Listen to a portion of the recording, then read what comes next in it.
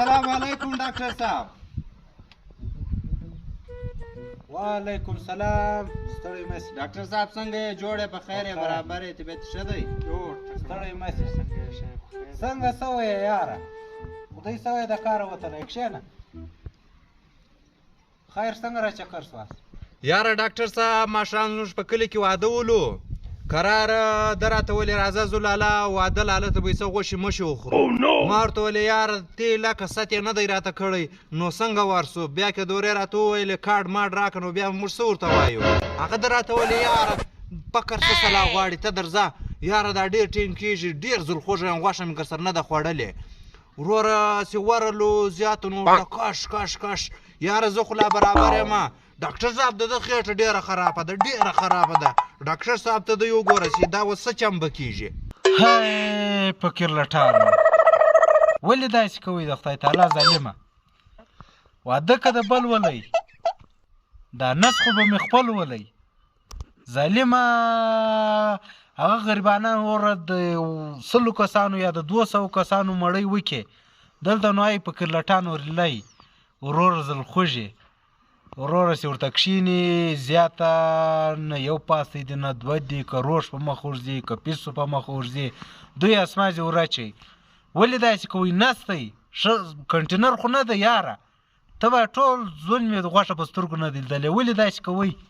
ډاکټر صاحب ستا خبره بالکل صحیح ده بالکل صحیح ده. ته وایې دا څو کاله مې غوښه په سترګو نه ده لیدلې بالکل مې په سترګو نه ده لیدلې ډاکټر صاحب. ولې چې د چرګ غوښه په سوه ده د پسه غوښه په سوه ده. موږ غریبانان به څه وکړو؟ د پسه غوښه نه سو اخیستی د چرګ غوښه نه سو اخیستی نو په کلي کې واده یې خامخا به ورځو.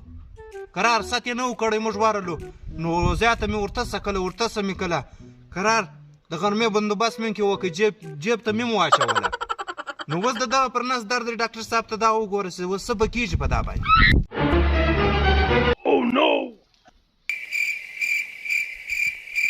لکه پر سر خو به دې نه درد یا ډاکټر صاحب پر سر یې نه دی درد خالي دا نس درد کوي ډاکټر صاحب. پښې دې ورسره مړې کېږي یا پښې نه مړې کېږي ډاکټر صاحب دونه بیداره دی. اوس موږ له کوره رالو دی بیداره رالی پښې بالکل برابرې دي. او پښې برابرې دي ډاکټر صاحب.